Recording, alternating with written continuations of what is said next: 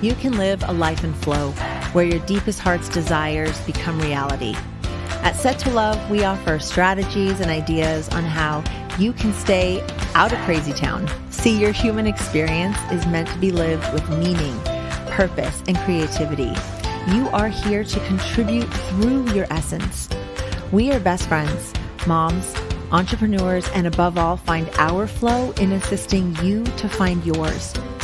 We come together weekday mornings to bring you ideas to fall deeper in love with your life and the journey that you are on. Take what works and ditch the rest, and always stay set to love. Thank you for being a part of this community. We're all designed to live in flow. So let's go.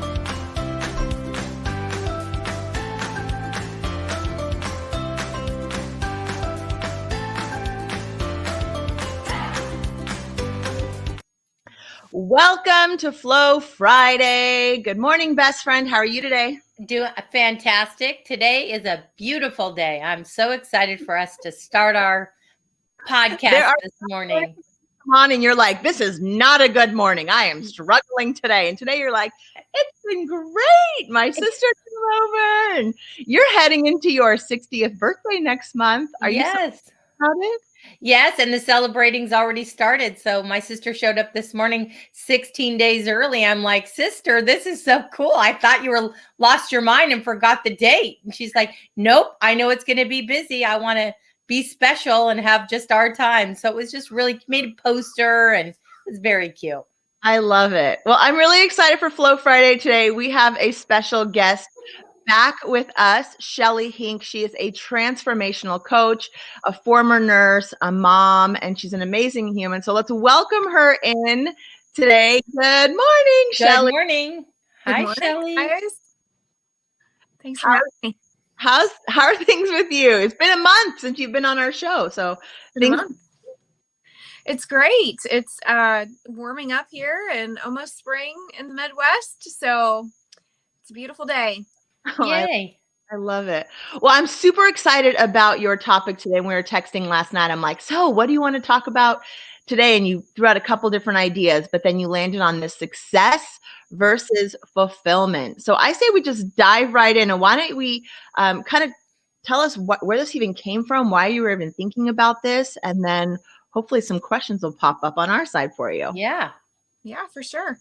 Well, success versus fulfillment. I'm really passionate about helping people to live life fully. We only get this one life. We don't get to do it over, right? And we want to make sure that we max it out. Like, we want to live full. And what I've noticed in coaching a lot of people in a lot of different areas. I coach mind, body, and business. And what I realize is that most people chase success, not fulfillment. And in the pursuit of success, our fulfillment often is decreased.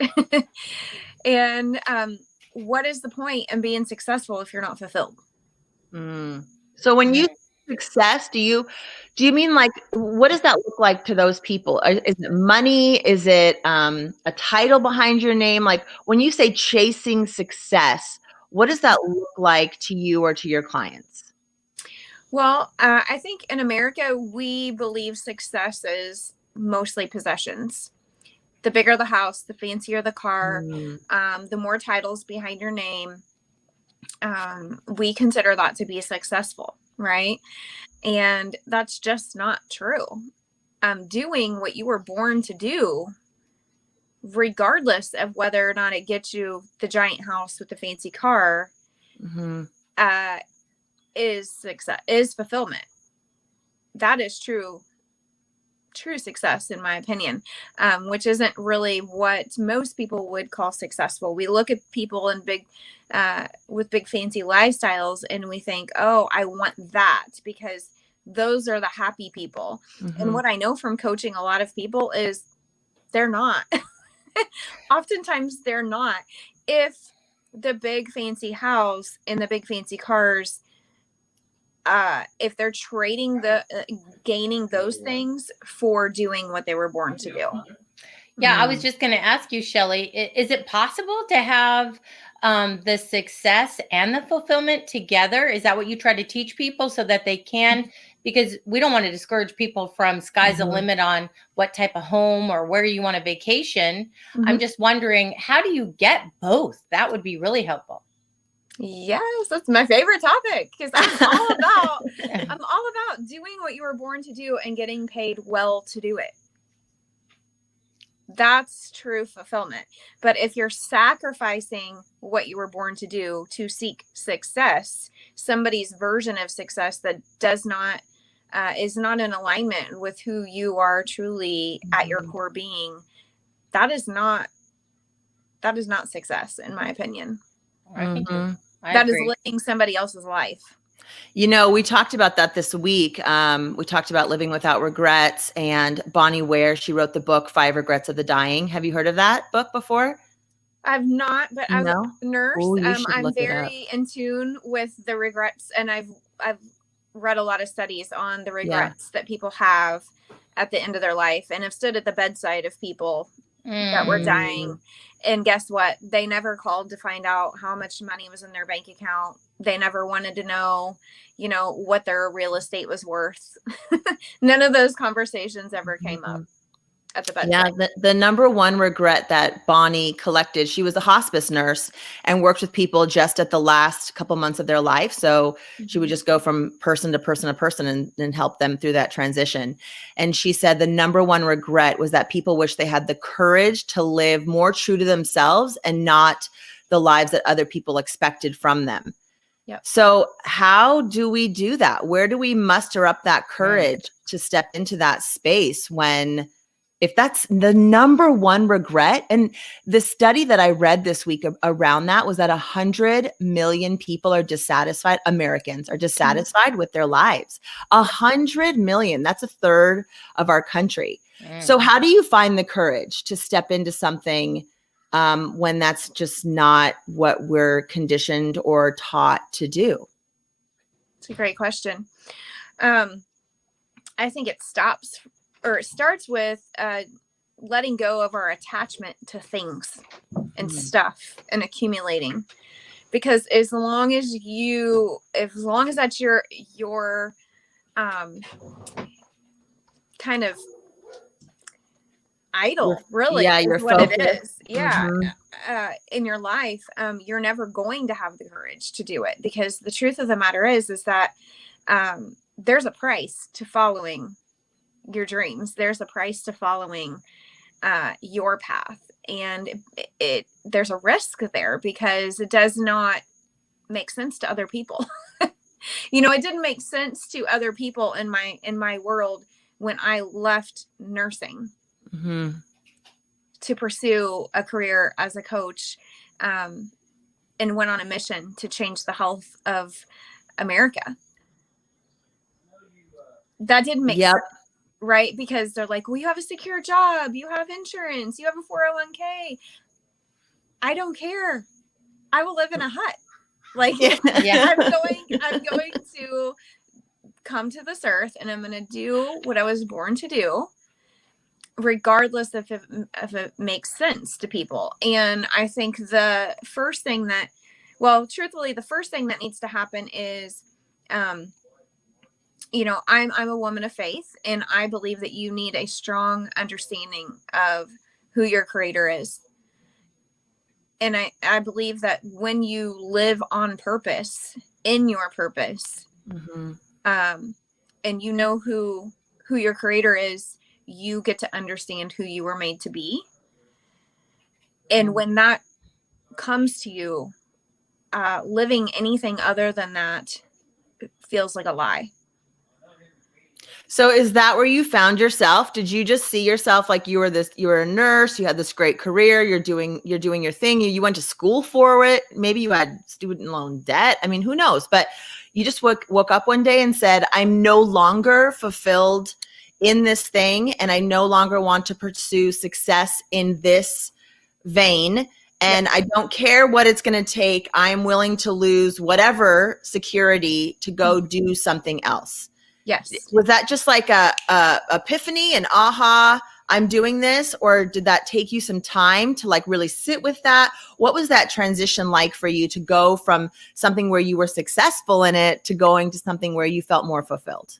Yeah, no, it was over a period of time, probably over a period of, I would say probably 5 to 7 years, because it really had to be wrestled out of my hand, because I was like, but I did all the things, and I went to college, and I got the degree, and I got married, and I had the kids, and, you know, and I did all the things that society said I was supposed to do, but I was not fulfilled. I felt like I was living a lie, because truthfully, you know, we talked about this before, is I became ill. I was living so incongruently with who I was created to be that I made myself sick from the stress of trying to live a life that was not fulfilling me. And when your head and your heart disagree, your body tells on you. Yeah. Right. Well, where are you now? I mean, as far as it's been so many years and you're living your dream, and I'm just curious how, you know, looking at it now with your decision, where are you? How can we use your story to inspire others? Like, what does that feel like? It feels amazing. It feels amazing because, you know, I can honestly say, you know, when I'm on my deathbed, I'm not going to be that person that looks back and says, man, I wish I would have done this. I wish I would have had the courage to be who I was. And to me, that means everything. You know, in my 20s, I lost my dad. He had terminal cancer and ended up committing suicide. And that experience changed me, because not only did I see my dad, who, you know, I think every little girl who has a good dad, you know, just believes that their dad is invincible and nothing can happen to their dad. You know, that's kind of the view that I had of my dad. And to watch him just waste away from cancer, right, to the point to where he was in so much pain, he committed suicide, that changed me. And I realized in that moment, in one day, that life is so short. You only get one chance, and you can't be messing around. You got to do it. You got to live full out. And so not that I had the courage to actually do it in my 20s, but it did awaken me to knowing that life is so short, and it can be taken from you at any moment. And you really want to spend every day of your life living unfulfilled just to chase success of what somebody else's version of success is. That just wasn't worth it to me. So I think I, you know, not to sound morbid, but I think it just, if we can go to the end and look backwards, it'll really give us an idea of what we should be doing on the day-to-day basis. Because in our society, I feel like we live so against our natural instincts. You know, we are meant to be communal. We are meant to be we are meant to live with the rhythms of the cycles and seasons of the earth. You know, we are part of nature, whether we realize that or not. And when we live out of alignment with that in such a degree, and we're just chasing dollars and stuff that's going to waste away, that's soul sucking. Yeah, really is. And go ahead. Sorry. Shelley. I'm thinking over, you know, the things you're saying, Shelley, and another day of reminding people that life is short. And that when you do want to look back, I mean, do something today, because it doesn't matter how old you are, no matter where you live, what's going on, you don't know how many days you have. And that's what I love about this message, is it's just another reminder this morning that people need to just be happy right now. Find something that fulfills you, even if you're not changing your job. I love this message because you're just giving people another chance to look at their life and to be happy. So I really think this is a great message this morning. Yeah. Thank you so much for that. Yeah. If you're waking up and you're not feeling fulfilled, I mean, that was really the tipping point for me. Was I was having more days that I literally wanted to cry before I went to work. Than I was happy days where I felt like I was making a difference. And that was the tipping point, because I think every nurse, I mean, I went into nursing because I wanted to help people. And I didn't feel like I was able to do that on the level that I really desired. And so it just sucked the joy out of it for me. And I think if you're waking up and you're dreading the day and you're needing to drink wine and take anxiety pills and depression pills, you know, your body, like your life is screaming to you, something's not right. So my final question for you then, Shelley, is what advice would you have for someone who is not quite there yet? You know, they're not quite waking up every day, going to work with tears in their eyes, or they're not quite drinking themselves so they don't have to be consciously present, but they can see that that's the future. Like they know, like, I'm not really that fulfilled, but I can hang on for one more day. I can hang on for one more week. I can hang on for 6 more months. So if you're someone who, like, you see that change is needed, what would you recommend to someone today? What could someone start doing today that might at least put them on that path of fulfillment versus just chasing that success, so they don't end up having to break before they change? Great question. That's good. I think a great place to start is to take an inventory. I like to think of our life, you know, kind of like a mason jar, and we can only fit so much in that mason jar. And we have the big rocks, and we have the little rocks, and we have sand that we can put in that mason jar, and we have water that we can put in that mason jar. The big rocks of our life, they have to go in first.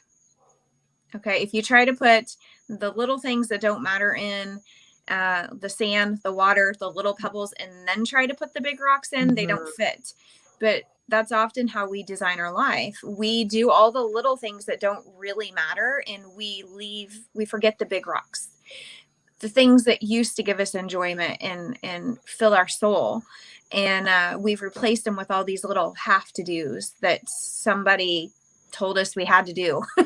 We don't know who that person is.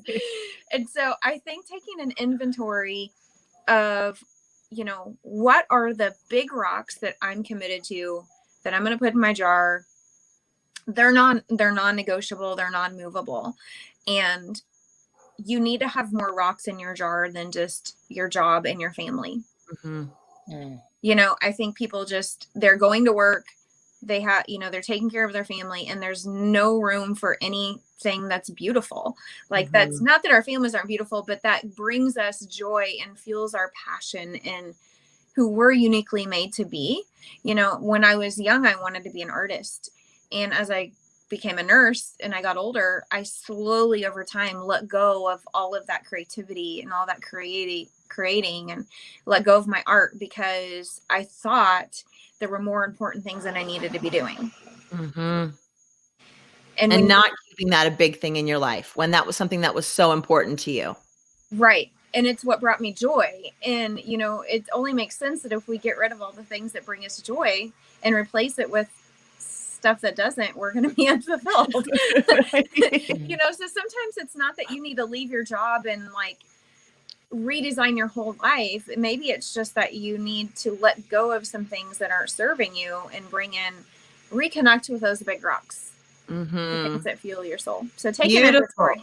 Take an inventory and make sure you have some big rocks that are really there just to fuel your soul, because they bring you joy. I love that. Thank you, Shelley. Thank you so much. Where can people find you online if they would like to connect with the work that you are doing? Yes, you can find me online at Shelley Henk. Okay. Nice and simple. I love it. Well, Shelley Henk, thank you so much for being here. And Shelley Garite, I love you, best friend. And I love hope you have a too. great weekend. All right, guys. And everyone out there, I hope you have a great weekend too. You can find us at settolove.com. We are here weekday mornings, 8:30 a.m. And if you have a question for us or some challenge in your life, if your life is just fine and you'd like it to flow, send us an email at settolovepodcast@gmail.com. And we'd be happy to chat about it on the show and maybe see what ideas or strategies we can come up with for you. So don't forget, hit the bell, hit the bell. Ding, ding, ding.